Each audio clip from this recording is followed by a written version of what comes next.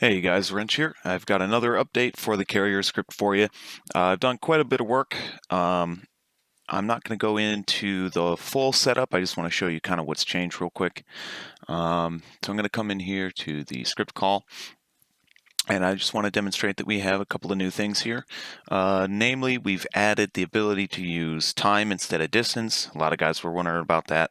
And I've also added another script that I've been working on, which is to make a tanker follow the aircraft carrier. So we'll cover that in a little bit more detail here in a minute. I just kind of want to show you how it works. So what you'll see is I've got the carrier, a tanker, just doing sort of a basic little orbit pattern here. Now the trouble with doing it that way is as the carrier moves, he leaves that tanker behind.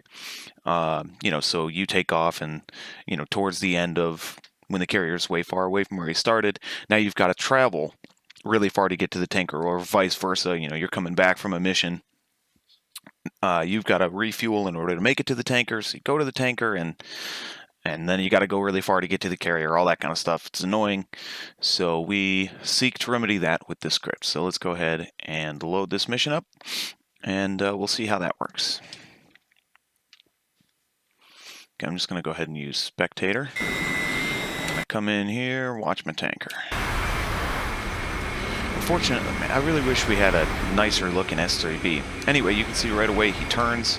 That is the script kicking in, telling him to abandon that original track, and we'll see that he's going to start heading off in a different direction. I'm going to go ahead and open up TAC view here so we can keep an eye on what's going on.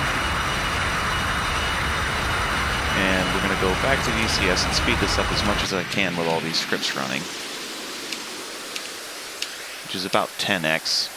Too much more than that, it starts losing a lot of frames. All right, and we're especially while I'm recording. So we'll go back to TAC view here, and we can see that he is now going to start to follow a track. And in this case, it probably won't be all that noticeable because the carrier is going to end up turning around, but you'll sort of see what he's doing. Now, with regards to the timing, I input 60 minutes. So basically what it'll do is it will keep track of how far away from the initial point the carrier is, and it will estimate how long it'll take it to get back, adds those two values together. When that gets to an hour, the carrier will turn around and head back. So it should be about an hour that it makes it back and turns around and gets back on heading. I say about an hour because, again, it's estimating. It's the best way I could do it because I have to do the math in order to get it anywhere near an hour. So it's pretty accurate, but over the course of a long period of time, it may drift a little bit on you. I haven't done a ton of testing on exactly how accurate it is. I know I was testing it at 25 minutes, just sitting through an hour wait time was kind of annoying, and it was within like 10 or 15 seconds. So we'll have to, hopefully that'll be that'll be close enough. We do have, okay, so before I move on to that, the tanker is now getting to his last waypoint that was created for him. And now right there, it just created the next one, and it created them all over again. And what you'll see is as the carrier's been moving, we can see the approximate distance that the carrier has moved. You'll see that when he turns around again, it'll be off by about that same amount from where he originally turned around.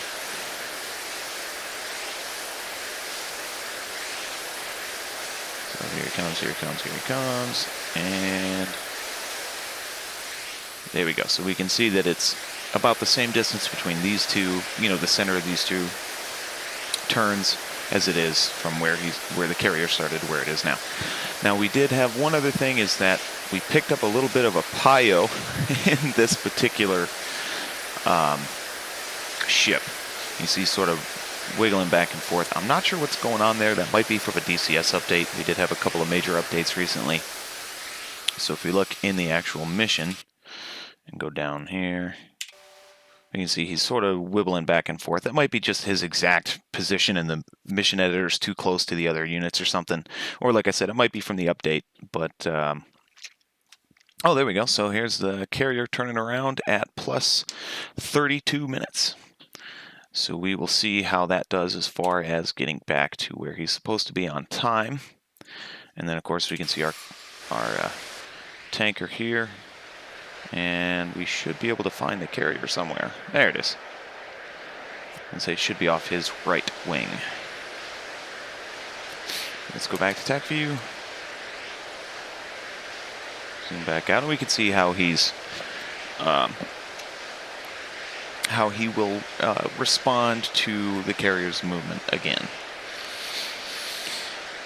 Now the tanker script is not predictive; it's reactive. You know, so you can see he's going farther than he needs to now because the carrier's turning around. It's just designed to keep him in the same general area. And, you know, if you have the carrier moving for a long period of time, he doesn't get left behind, which is obviously important. So we can see the carrier's moved a good ways since he hit that. And we can see he's no longer continuing to move in that same direction.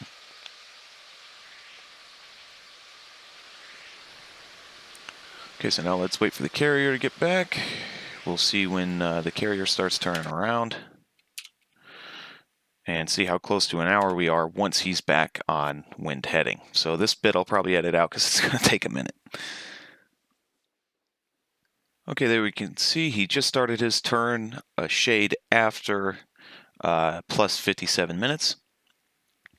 And we'll see how close it is. So this is designed to incorporate the time it actually takes him to turn. So there is 1 hour. And he's pretty darn close to being done. Let me speed it back up for a second. So we can see we're plus about 30 seconds. So I think, you know, given that it has to estimate how long it'll take him to get back based on the speed he'll be told to go, and then there's acceleration and deceleration times, turn times, stuff like that can vary a bit. So I think, you know, being within 30 seconds for a script like this, I'm reasonably happy with. And let's see how our tanker is doing after that period of time. So we can see he's made another circuit while you guys were gone.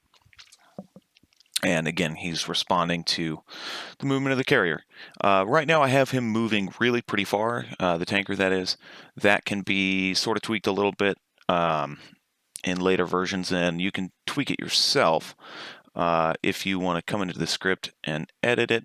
It's down here in Wrench Orbit Carrier is the name of that one. And it's basically this distance here is the same for all of them, which makes a square. And you can adjust that in meters kind of wherever you want. You'll have to play with it a little bit because sometimes the script may not run quite properly.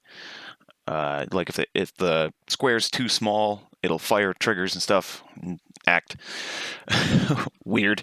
But yeah, you can have a play with cutting down that distance if you don't want them to go so far. And it'll also make, you know, the smaller his track is, the faster he'll make a circuit, so the more responsive he'll be to the motion of the carrier.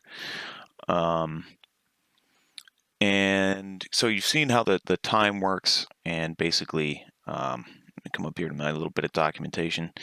So this one here, cycle time, is just, you know, again, how long a full cycle from able to recover to able to recover is supposed to be, and that is in seconds. So in this case it's an hour, so that's 3,600 seconds, and that'll let you guys hopefully plan your missions a little bit better. I know a lot of guys really wanted that. And the tanker is optional, so if you don't put anything there, the tanker would just sort of fly his initial mission editor route, or if you don't have a tanker, just don't put in anything. Now, because these arguments have to be in order, there's one other thing I want to point out, which I did make a note here. If you want to use the tanker script, but use a distance rather than time, instead of putting a time, just put nil. and and then the script will ignore the time and just do it based on distance. But I'm sure most of you guys are going to want to do it based on time, based on how many times that question was asked. So there we go, guys. That's sort of a quick little video, hopefully somewhat quick little video on just sort of the update. And I'm not going to run through the whole setup process because the setup process is exactly the same except for the 2 arguments that we've added for you guys. All right, so there we go. Hopefully that makes your lives a little bit easier, and I was really excited to be able to bring in the tanker script for you guys. So, all right, thank you very much. I will see you in a later update. As always, if you have any comments, questions, concerns, throw them in the description of this video or in the ED thread. So thanks again. See you later.